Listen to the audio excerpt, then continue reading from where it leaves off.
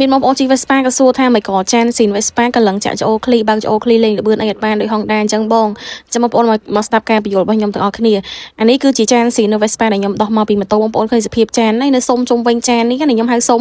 គឺវាមានសភាពស្ដើងបងប្អូនស្ដើងបែបនេះហើយវាចោតជ្រុងបែបនេះវាមានសភាពជាកោងផតចោះដូចប្រភេទជាចានស៊ីន Honda ឬក៏ SCC ទេបងប្អូនឃើញហើយចឹងនៅពេលដែលយើងបើកចូលឃ្លីទៅគឺវាធ្វើឲ្យគ្រាប់ឃ្លីធ្លាក់ចេញក្រៅហើយសំខាន់ណាស់កន្លែងចូលឃ្លីសុំជុំវិញវានេះ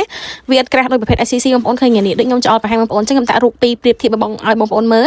រូបខាងលើចានស៊ីនហើយវីដេអូខ្ញុំថតនេះគឺចាន SCC ស៊ីនដែលយើងយកមកចាក់ចូលប្រភេទចាននេះយើងយកប្រភេទចានពួក SCC ស៊ីនពីមុនយើងមាន Honda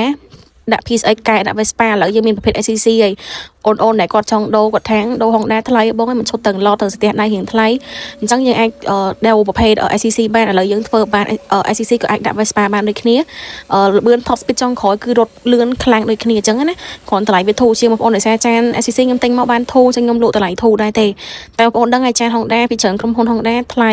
អញ្ចឹងតម្លៃខ្ញុំគិតទៅតាមនឹងអញ្ចឹងបងប្អូនអញ្ចឹងបងប្អូនប្រហែលជាយល់ហើយព្រោះដោយសារមានអូននៅតែឆាតសួរច្រើនថាបងចាន Vespa ស៊ីនមិនកន្លងអត់កើតមិនកន្លងអត់កើតដូចខ្ញុំបញ្យល់អញ្ចឹងប្រហែលខ្ញុំបញ្យល់បងប្អូនអត់សូវយល់ទេតបងប្អូនមើលអារូបដែលខ្ញុំដាក់ផ្គុំគ្នាពីរហ្នឹងបងប្អូនយល់ហើយថាមិនកន្លងអត់កើតដោយសារពេលយើងចិត្តវាឲ្យចូលឃ្លីនឹងទៀតវាទៀលខ្លាំងពេកបងប្អូនអញ្ចឹងវាស្ដើងដល់តែស្ដើងខ្លាំងអញ្ចឹងជីទៅវាអាចមានបញ្ហាដល់ម៉ូតូបងប្អូនណាបងប្អូនអញ្ចឹងនៅពេលដែលយើងកែនេះមិនមែនវាថាខុសស្តង់ដារហ្នឹងអត់មានខ្នាតមានក្រិតក្រមមានអីចាទូខាងយើងធ្វើទៅវាខុសស្តង់ដារស៊ីនរបស់គេមានប៉ុន្តែជីស្រួលបងប្អូនស្ទុះស្រួលជីហើយយើងមានម៉ាស៊ីនកែធ្វើច្បាស់លាស់មានខ្នាតឬក្រេច្បាស់លាស់សម្រាប់ស្ពេកម៉ូតូ Vespa 125ផ្សេង150ផ្សេងបងប្អូនហើយចានដែលយើងយកមកកែដាក់ក៏យើងមានលេខកូដសម្រាប់តម្រូវម៉ូតូដែរ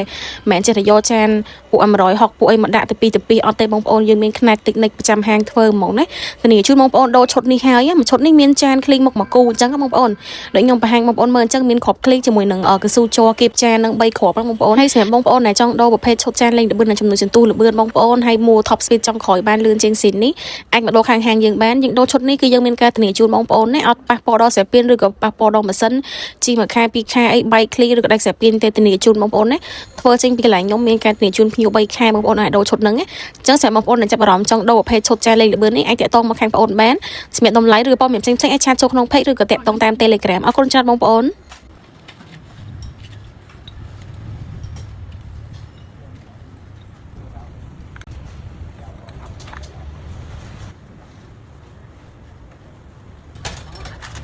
ទេអត់ទេ